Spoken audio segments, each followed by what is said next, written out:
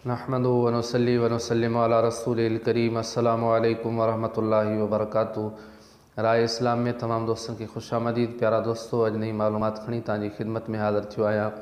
हिकु ईमान अफ़रोज़ वाक़ियो खणी तव्हांजी ख़िदमत में हाज़िर थियो आहियां। यकीन नवांखे पसंदि ईंदो सो ही आहे त हिकिड़े मरतबे हज़रत सैयदना उस्मान गनी रज़ी अल्लाह ताला अन्हु नबी पाक सल्लल्लाहु ताला अलैहि वसल्लम जिन जी दावत कई ऐं जॾहिं नबी पाक सल्लल्लाहु ताला अलैहि वसल्लम ऐं महबूब जा सहाबा कराम अलैहिमुर रिदवान नबी पाक सल्लल्लाहु ताला अलैहि वसल्लम सां गॾु हज़रत उस्मान गनी रज़ी अल्लाह ताला अन्हु जे घर जी तरफ़ रवाना थिया त हज़रत उस्मान गनी रज़ी अल्लाह ताला अन्हु नबी पाक सल्लल्लाहु ताला अलैहि वसल्लम जिन जी पुठियां पुठियां अची रहिया हुआ।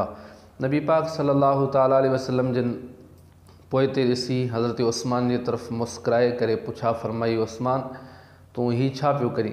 हज़रत उस्मान गनी रज़ी अल्लाह ताला अन्हु नबी पाक सल्लल्लाहु ताला अलैहि वसल्लम जिन जा कदम मुबारक ॻणी रहिया हुआ।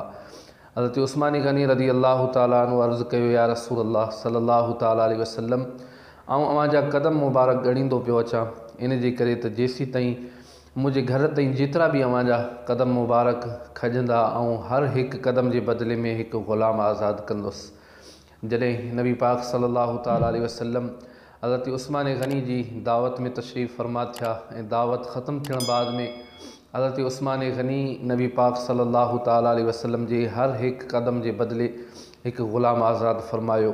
हज़रत अली रज़ी अल्लाह ताला अन्हु बि उन दावत में मौजूदु हुआ।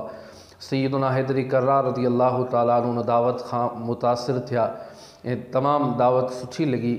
हज़रत अली उल मुर्तज़ा रज़ी अल्लाह ताला अन्हु जॾहिं वापसि पंहिंजे घर मुबारक में आया, उन दावत जो ज़िक्र हज़रत सैयदा फ़ातिमा रज़ी अल्लाह ताला अन्हा सां कयो त हज़रत सैयदा फ़ातिमा रज़ी अल्लाह ताला अन्हा फरमायो त ए अली, जेकॾहिं तूं चाहीं थो त वञ महबूब करीम सल्लल्लाहु ताला अलैहि वसल्लम ऐं महबूब जे सहाबनि खे दावत ॾेई अचु, आउं मानी वग़ैरह पचाइण जो इंतज़ाम कयां थी। प्यारा दोस्तो, जॾहिं हज़रत अली उल मुर्तज़ा रज़ी अल्लाह ताला अन्हु महबूब करीम सल्लल्लाहु ताला अलैहि वसल्लम खे दावत ॾियण जे लाइ घर मुबारक मां निकिता, हिन हज़रत सैयदा फ़ातिमा रज़ी अल्लाह ताला अन्हा वज़ू फरमायो ऐं अल्लाह जी दरबार में सजदो कयो ऐं सजदे में पंहिंजे मालिक खां दुआ घुरी, मुंहिंजा मालिक, आउं फ़ातिमा तुंहिंजी बानी आहियां, मूंखे तुंहिंजी ज़ात ते भरवसो आहे, अॼु मूं तुंहिंजे महबूब जी दावत कई आहे, ऐं मुंहिंजा मौला इन दावत जे लाइ ग़ैब खां खाधनि जो इंतज़ाम फरमा। हज़रत सैयदा फ़ातिमा रज़ी अल्लाह ताला अन्हा पंहिंजे घर जा बर्तन खणी चूल्हनि ते रखी छॾिया ऐं महबूब करीम सल्लल्लाहु ताला अलैहि वसल्लम ऐं सहाबा कराम जॾहिं तशरीफ़ फरमा थिया, हज़रत सैयदा फ़ातिमा रज़ी अल्लाह ताला अन्हा जेके बर्तन चूल्हनि ते रखिया हुआ, उहे बर्तन खाधनि तरह तरह जे खाधनि मां भरिजी विया ऐं महबूब करीम सल्लल्लाहु ताला अलैहि वसल्लम जॾहिं तशरीफ़ फरमा थिया, सहाबा कराम बि आया त हज़रत सैयदा फ़ातिमा रज़ी अल्लाह ताला अन्हा महबूब करीम सल्लल्लाहु ताला अलैहि वसल्लम ऐं सहाबनि खे खाधो खाराइणु शुरू कयो। जॾहिं खाधो उहे ताम सहाबा कराम ऐं हुज़ूर अलैहिस्सलातु वस्सलाम जे अॻियां आया त उन में ख़ुशबू अजीब महसूसु कंदे सहाबा हैरान थियण लॻा। अल्लाह जे प्यारे महबूब करीम सल्लल्लाहु ताला अलैहि वसल्लम फरमायो त अव्हां छो था हैरान थियो? अव्हांखे ख़बर आहे त ही ताम, ही खाधा किथां आया आहिनि? सहाबा कराम अलैहिमुर रिदवान महबूब करीम सल्लल्लाहु ताला अलैहि वसल्लम जी दरबार में अर्ज़ु करण लॻा त या रसूल अल्लाह, अल्लाह ई उन जो महबूब वधीक ॼाणनि था। महबूब करीम सल्लल्लाहु ताला अलैहि वसल्लम फरमायो त ही खाधा जन्नती आहिनि, जन्नती ताम आहिनि जेके हज़रत फ़ातिमा असां ई तव्हां जे लाइ घुराए असांजी दावत कई आहे। प्यारा दोस्तो, हज़रत सैयदा फ़ातिमा रज़ी अल्लाह ताला अन्हा वरी ॿिए मरतबे अल्लाह जी दरबार में सजदो कयो ऐं दुआ घुरी, ऐं मुंहिंजा मौला, जीअं तो मुंहिंजो पहिरीं भरम रखियो आहे तीअं हाणे बि रख, ऐं तुंहिंजी बानी तुंहिंजी दरबार में अर्ज़ु थी करियां त ऐं मुंहिंजा पाक रब, हज़रत उस्मान गनी रज़ी अल्लाह ताला अन्हु तुंहिंजे महबूब जे हर हिकु कदम जे बदिले हिकु ग़ुलाम आज़ादु कयो, लेकिन मुंहिंजा मौला, मूं में अंदरि उहा ताक़त ऐं वुसअत न आहे जो आउं ग़ुलाम आज़ादु करियां।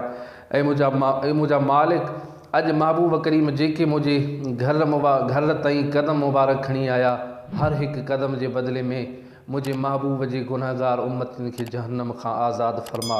अञा सैयदा फ़ातिमा रज़ी अल्लाह ताला अन्हा दुआ खां फ़ारिग़ थी त होॾां जिब्रील अमीन अलैहिस्सलाम अल्लाह जे महबूब जी दरबार में वही खणी नाज़िल थियो ऐं ख़ुशख़बरी ॾियणु लॻो ऐं मुंहिंजा महबूब सल्लल्लाहु ताला अलैहि वसल्लम तव्हां जेके क़दम मुबारक खणी हज़रत सैयदा फ़ातिमा रज़ी अल्लाह ताला अन्हा जे घर मुबारक ताईं आया आहियो, अल्लाह पाक इन हर हिकु क़दम जे बदिले में तुंहिंजे गुनहगार उम्मतिन खे बख़्शे छॾियो आहे, जहन्नम खां आज़ादु करे छॾियो आहे।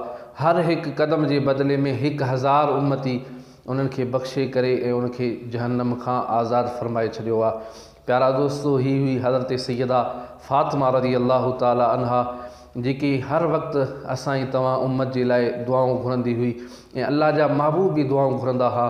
त प्यारा दोस्तो, असां तव्हां इन मां सबक़ हासिल करियूं त जिन असांजे लाइ दुआऊं घुरियूं त असां बि उन्हनि जे नक्श कदम ते ज़िंदगी गुज़ारियूं त यकीनन बरकतूं मिलंदियूं।